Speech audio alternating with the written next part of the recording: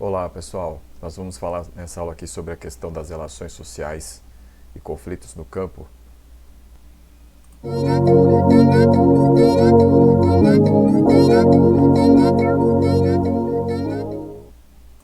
Bom pessoal, então para começar, falando dessa questão aí que a gente vai tratar agora, o grande problema do Brasil relacionado aí à questão agrária é a questão da concentração de terras.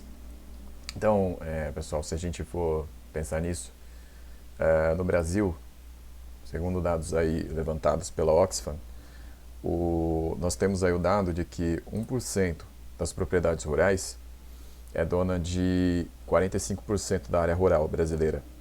Então quer dizer que se a gente pegar todo o campo brasileiro, ele está aí com 45% concentrado nas mãos de 1% dos proprietários rurais. Então quer dizer que os outros 99% dos proprietários concentram 55% da área rural, né? Então isso aí é um dado bastante alarmante, né?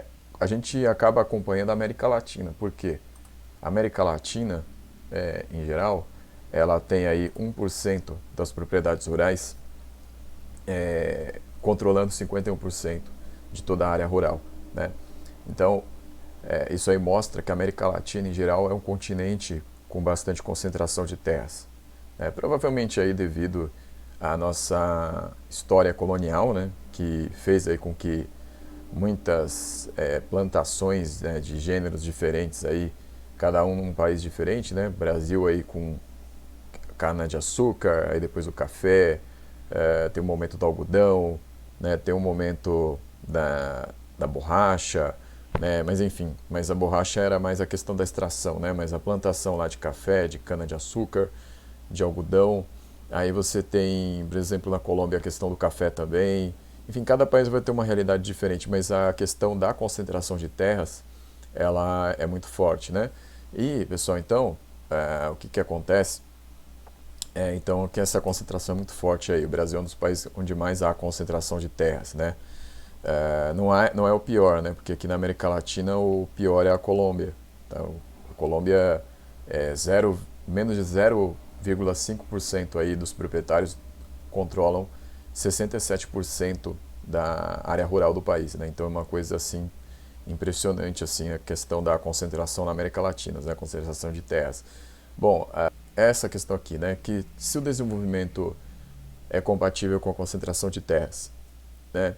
Bom, vamos lá, vamos colocar aqui alguns dados, né, de um exemplo real aqui do Brasil, né? Então, o Brasil ele tem um fenômeno aí que é o fenômeno da soja, né? Então, principalmente assim numa região hoje onde mais vem crescendo isso é um lugar chamado Matopiba, né? Que é isso, né? A junção aí das iniciais de 4 estados, então Maranhão, Tocantins, Piauí e Bahia. Então, isso, por exemplo, no caso da Bahia, acontece no oeste do estado. E aí nós temos lá um caso, que é o caso de Correntina, que é um município que é bastante atrativo na questão do turismo, porque ele é o ponto de passagem de vários rios diferentes, né? Então ali, alguns lugares ali tem muitas pousadas, mas Correntina nos últimos anos vem crescendo no sentido da agricultura devido a um distrito que fica a 200 quilômetros da sede do município, que se chama Rosário, tá? Então o município é Correntina e o distrito é Rosário, que algumas pessoas aí já começam a dizer que Rosário pode se tornar uma cidade no futuro, devido ao crescimento aí, aliado à questão da rota da soja, né? Então, pessoal, Correntina na Bahia tem 1% das propriedades ocupando 75,35% da área rural. Então é uma coisa bem acima da média até do Brasil, né? E isso daí é confrontado com a questão do índice de desenvolvimento humano do município, né, comparado com o índice de desenvolvimento humano do Brasil. Então o que acontece? O índice, né, o IDH aí, municipal de Correntina, ele é de 0,603. que fica bem abaixo do IDH do Brasil, que é um IDH alto, mas não é um dos mais altos do mundo, né? O Brasil sempre fica ali abaixo da posição 70º. Então, o Brasil aí tem 0,761 de desenvolvimento humano. Então, o índice de desenvolvimento do município ele fica muito abaixo do que é a realidade do Brasil, né? Então, o que acontece, pessoal? Então, nós estamos falando aí do oeste da Bahia, né? Essa região aí que tem a questão da soja, mas tem vários problemas aí, porque nos últimos anos, principalmente de 2003 até 2013, existe o dado de que a maior parte, mais de 80% das autuações aí do Ministério do Trabalho, né, quando ele havia, né, porque hoje não há mais, mas assim, o Ministério do Trabalho ele fazia autuações em relação ao trabalho escravo, a condições similares à escravidão também, e a maior parte vem dessa região, tá? Então 82%, e aí Correntina está no meio. Então em Correntina, mais de 200 apreensões aí relacionadas à questão de trabalhos análogos à escravidão aconteceram ali, tá? Então nesse período de 2003 a 2013, tá? Então, pessoal, é uma realidade gritante, né, essa aí do oeste da Bahia nesse sentido das relações de trabalho, porque está colocado aí a incompatibilidade da concentração de terras com a questão do próprio desenvolvimento humano. Então, o que fazer, né? Então, uma questão muito importante a ser resolvida é a reforma agrária, né? Porque o que acontece? A reforma agrária, pessoal, ela é uma demanda aí já do século XX, aí pelo menos da década de 50 para frente, assim no meio mais geral, mas em alguns lugares, por exemplo, se pegar alguns jornais, já se falava disso nos anos 30.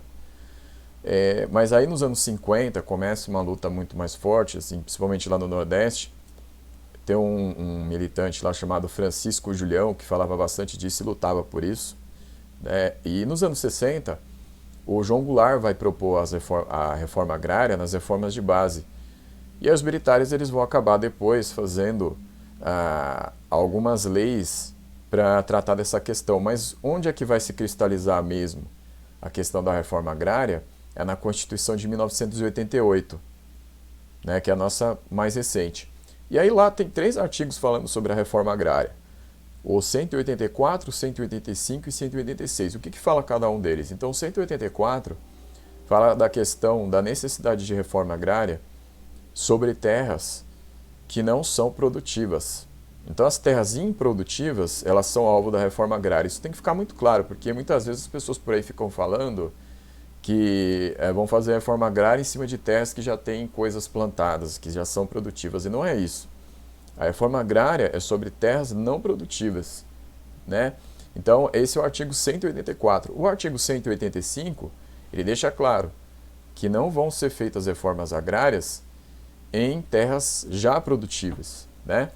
Mas aí ficou faltando determinar o que é a terra produtiva. E aí o artigo 186, ele diz o que é. São terras que não usam 80% pelo menos da sua capacidade. Então, terras que não usam 80% da sua capacidade são alvo de reforma agrária, né? Porque são consideradas ali terras improdutivas. Então, qual é a função social da terra? A função social da terra é a alimentação, é a moradia, é isso. Então, muitas vezes, as terras aqui no Brasil e em outros países também, mas aqui no Brasil isso é muito grande, é muito forte, a questão da especulação financeira em cima de terras, né? Então, terras são utilizadas aí para especular.